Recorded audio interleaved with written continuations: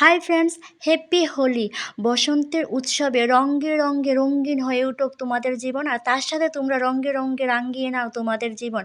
আর সেই সাথে গাছে গাছে ডাকছে কোকিল, গাছে গাছে নতুন পাতা, চারিদিকে ফুল। উফ, কি অপূর্ব দৃশ্য, কি অপূর্ব, মানে কি বলবো, খুবই খুবই ভালো লাগে। আর তার সাথে সাথে ভাবলাম না আজ একটু মন্দিরে যাওয়া যাক, কারণ বসন্তের উৎসবে হোলির দিনে যদি একটু কি মন্দিরে যাওয়া যায় তাহলে খুবই ভালো লাগে। আর এসে দেখি এখানে খুবই সুন্দর কীর্তন চলছে।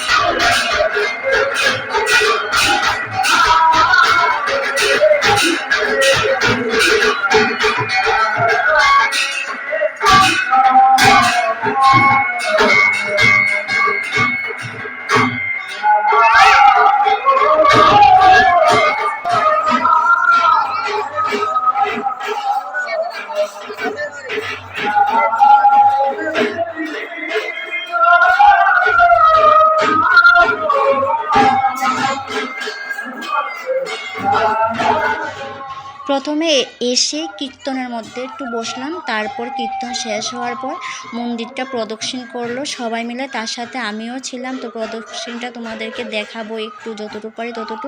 আর সেটাই ভাবছি যে ঘরে বসে থাকলে হয়তো এই জিনিসটা আজ আমি দেখতাম না, জানতাম না। তো এখানে আসা খুবই ভালো হয়েছে। আর এখানে পূর্ণিমার ভোগ লাগানো হয়েছে। তারপর আমরা সবাই মিলে, এখানে প্রচুর লোক হয়েছে, তোমরা দেখতে পেয়েছো অনেক লোক। সবাই মিলে আমরা এখানে বসে পড়লাম প্রসাদের জন্য। তো আজ নাকি এখানে অন্নভোগ আর খিচুড়ি কিছুই হবে না, আজকে এক অন্য ধরনের প্রসাদ দেওয়া হবে। তো এই প্রসাদ আমি কখনো কোথাও খাইনি, এখানে প্রথমবারের মতো এখানে এই প্রসাদ আমি পেয়েছি। তো কার থেকে কেমন লেগেছে জানি না, তবে প্রসাদটা খুবই স্বাদ লেগেছে, খুবই সুস্বাদু ছিল এই প্রসাদ। তো রাত্রিবেলা এই প্রথমে রাত্রিবেলা আসলাম, রাত্রিবেলা আসা হয় না কখনো, আর দিনের বেলায় আসি। আর এরকম ভিডিও আরও দিয়েছি, তোমরা দেখে নিও আমার চ্যানেলটার মধ্যে। যখনই মন্দিরে আসি না তখনই দেখি মন্দিরে এতটা ভিড় থাকে, সব সময় মন্দিরে ভিড় থাকে। আর এখানে দেখতে দেখতে চলে আসলো প্রসাদ। এই দেখো প্রসাদ, জানি না কে কে এই প্রসাদটা পেয়েছ, কে কে এসেছ এই কীর্তনে, সেটাও আমি বলতে পারবো না। তো যারা যারা আসেনি তারা একদিন হলে এসে দেখেছে। দেখো প্রসাদটা কিসের প্রসাদ সেটা তোমরা দেখি বলতে পারো কিনা। এই প্রথম বললাম তো, এই প্রথম এই প্রসাদ আমি নিয়েছি, এর আগে কখনো কোথাও এই প্রসাদ আমি পাইনি। তো যাই হোক বন্ধুরা, দেখতে দেখতে তো সময়টা কেটে গেল কীর্তনের মাধ্যমে। আর এখন চলে আসলাম একটু পেছনের দিকে, প্রসাদটা খেয়ে হাত ধুতে আসলাম। তো হাত ধুতে এসে দেখলাম না জায়গাটাতে খুবই সুন্দর লাগছে।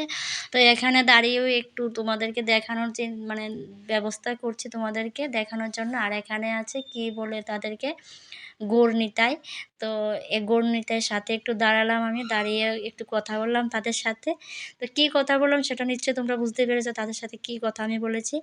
আর এখন তো প্রায় রাত্র হয়ে গেছে, লোক একটু কমে গেছে। আর এখানে যারা যারা গুরু গোবিন্দ যারা আছে তার এখানে হোলি খেলে তারা ছবি তুলছে। তো আমিও তাদের সাথে গিয়ে একটু দাঁড়ালাম ছবি তোলার জন্য।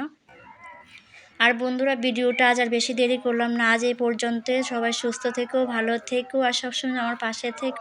যদি ভালো লাগে তাহলে চ্যানেলটি সাবস্ক্রাইব এবং ফলো করে রেখো, আর এই ভিডিওটি শেয়ার করে দিও।